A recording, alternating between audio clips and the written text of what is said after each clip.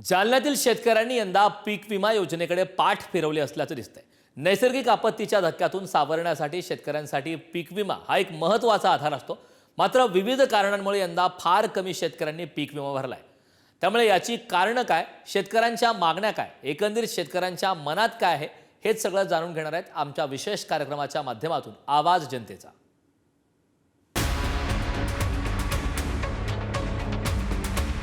पीक विमा योजनेकडे जालना जिल्ह्यातील शेतकऱ्यांनी पाठ फिरवल्याचं पाहायला मिळत आहे। यंदा 1 रुपयात पीक विमा ही योजना सरकारने बंद केलेली आहे, त्यामुळे शेतकऱ्यांचा प्रतिसाद यंदा कमी पाहायला मिळत आहे। शेतकरी संकटात पडलेले आहेत आणि करावं काय अशी परिस्थिती शेतकऱ्यांसमोर निर्माण झालेली आहे।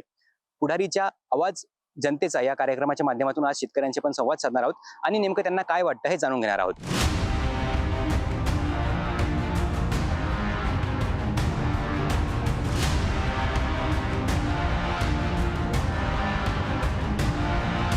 तर 1 रुपयातला विमा बंद केला, आता प्रीमियम भरून भरायचं द्यायचा आहे विमा, परंतु त्याच्यात त्यांनी 4 ट्रिगर कमी केले। 4 ट्रिगर मध्ये सतत पाण्याचा खंड असेल 21 दिवस तर तोही नाहीये, पुन्हा वन्य प्राण्यांनी खाल्लंय तोही नाहीये, काढणी पश्चात जर कापणी पश्चात जर पाऊस आला ते वाहून गेलं, काही पाऊस आला त्याचाही नाही, फक्त कापणी प्रयोगावर आधारित जे ट्रिगर ठेवला तोपर्यंत पीक राहिलं तर ठीक आहे ना।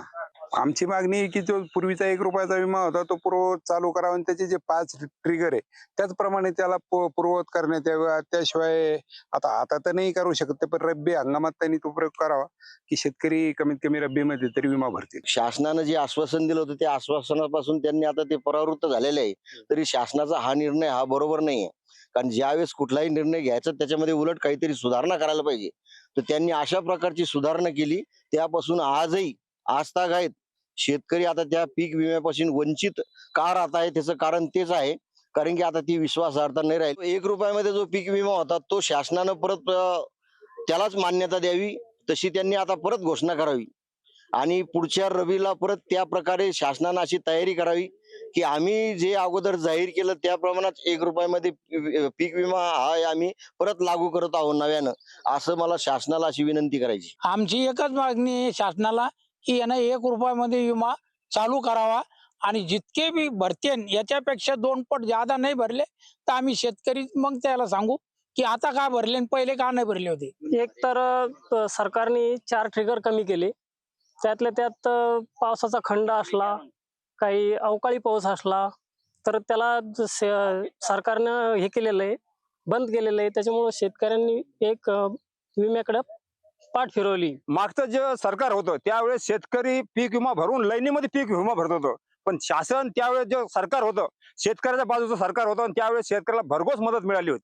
2013-12 साली शेतकऱ्याला इतका पीक विमा मिळाला होता, भरघोस मिळाला होता, पण तेव्हापासून पीक विमा काही शेतकऱ्याला मिळाला नाही। गेल्या वर्षी पीक विमा भरला आहे, तर त्याचा काय रिस्पॉन्स भेटला नाही आम्हाला।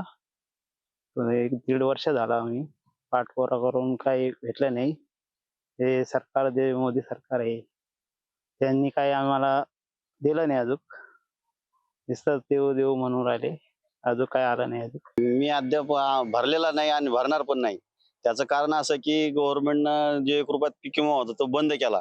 आता ते जो आमचा प्रीमियम होता ते गव्हर्नमेंट भरत होतं, त्यामुळे आम्हाला फक्त 1 रुपयात आम्ही भरत होतो।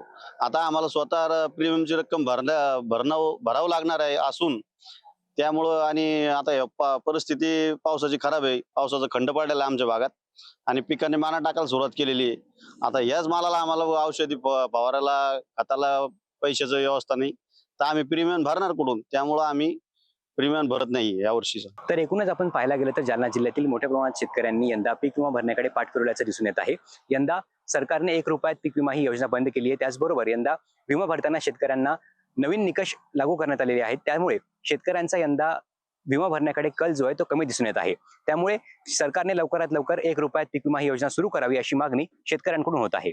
गौरव साळी, पुढारी न्यूज, जालना।